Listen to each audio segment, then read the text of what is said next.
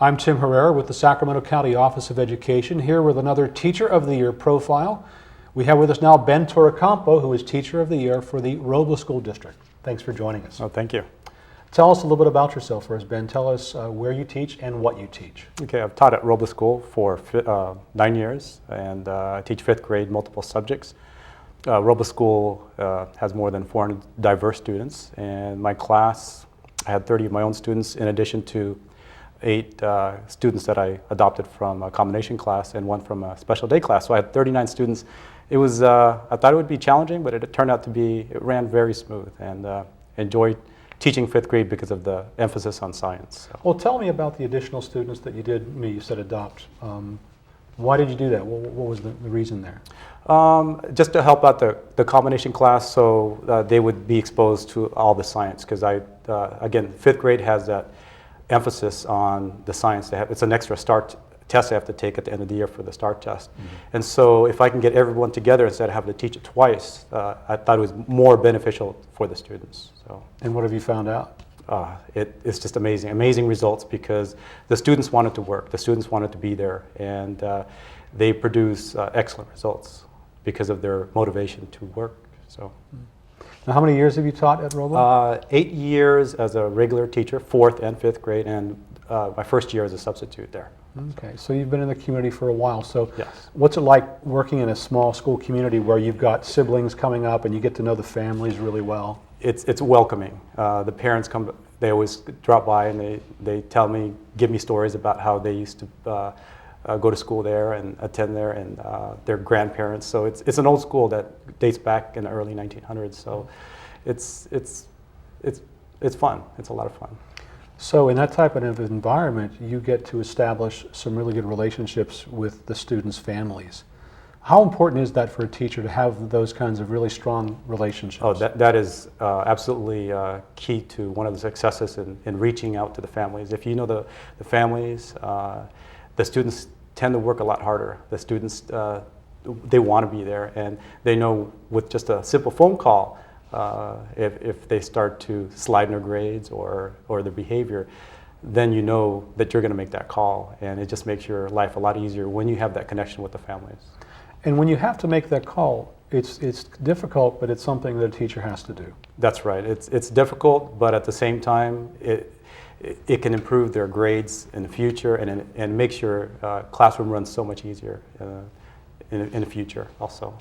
So what are some of the specific challenges that you're facing these days as a teacher? That's what I love about being a teacher, is all the challenges, and I think motivating them is a difficult task, but at the same time it gets to be, it's fun. You have to find innovative ways to motivate the students, to make them want to work, to make them want to succeed.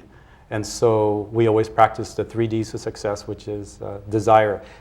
If they have the desire to do something, accomplish a goal, get 100% of the test, or want to be a doctor or an engineer, that's half of the battle right there, is having that desire, and dedication, or discipline, doing it whether they're tired. A lot of kids come to school tired, but they find a discipline to work, and they continue to work, and dedication, sticking with it, and never giving up. I always give an example of my wife. She took her 9 years to graduate from college, but she never gave up raising 3 kids and working full time. So they look at the examples that I provide them, and if you sell it to them and they really believe it and you believe it, they will you'll have positive outcomes, and I've had a lot of great results from that. What about those students who are particularly difficult to motivate? What kind of special things do you have to do for them? Just instilling that discipline, and that's where the discipline takes in. You got to make sure that they work, and when you give them that confidence that they are improving, and when you work with them before school, after school, or even during lunch, you give them that confidence, and when they start to raise their scores, or their test scores or assignments, then they start to work for you, and then before you know it, they're just like everybody else, scoring 80, 90%, or 100% on the test, and it's been very successful. So so you have 39 students and 39 personalities, 39 different individual motivation plans, basically. Overall, I do the general, the hard work, the discipline. You got to stick with it no matter what. But I also have a lot of I know I talk a lot about work. We do work, but at the same time, they have a lot of incentives. And we have fun educational field trips, for example, the Exploratorium. The kids raise their own money for that. I do skating. We have a lot of parties. And so we work hard to have fun. And when the students earn it, then they feel more valued and they get responsibility. And the outcome is just amazing. So how does it impact the student when they know from you that you have really high expectations? Whenever anyone scores an 80% or higher on the test, they see their name on the board, they all want to be on the bandwagon and get 100% or at least a 90% or 80%. And so they work extremely hard, and it's expected. When you walk into my class, you're going to score 80% or higher. You're going to be proficient or advanced, and I take nothing lower than that. And so, but as long as they're improving, I might even accept that also. I'm looking for growth. That's the most important. And effort. And effort, exactly. Thank you. So in the amount of time that you've been a teacher, how have you seen things change for you in the classroom as far as the demands on you and the extra things that you might have to do to get your students to perform well? There's been changes throughout the years. One positive change I could look at is the curriculum.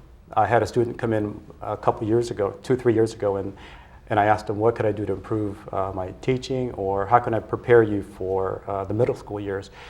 And he said, in algebra, I wish I had more practice with expressions. And a year later, I saw an opportunity to pilot our new math and vision program, and that was my answer. And our curriculum is just improving dramatically, and it's had great success. And with new curriculum comes the part where the teacher has to kind of bone up and study as well. Oh, exactly. And especially with the new Envision, you have to prepare more for the technology aspects of it. And so it's more time consuming, but it benefits you and the class overall. So how did you become a teacher? What brought you to this? That's an excellent question, and that's a tough one to answer. I never wanted to be a teacher. Really? Never wanted to be a teacher. I was in the military, and I thought that was going to be my career forever, and did very well, but I was deployed many times, and so I had to find an alternative career that was suitable for family life. And I looked back at my strengths, and my wife said, why don't you try education, because you love teaching. That's what I like to do. I trained, and I enjoy teaching. And so I started substituting at Robles School, and the kids were just welcoming, and I wanted them to succeed. Even if I was just there for 1 hour or just for that one day, I wanted them to do well. So every lesson was important to me. And I think by the end of that year of substituting, I was able to do a long-term substitution for a difficult class. And the kids were very receptive, and they wanted me there every single day. And just to see their growth, I think that's when I knew that I should be a teacher. And I was fortunate. I was offered a job immediately after that. So it's been an incredible experience. It wasn't something that you thought about, but it just kind of came to you. It just happened. And one of the principals that interviewed me, she said it was serendipity that it just happened, and it was. It's amazing. I'm very lucky to be in this profession.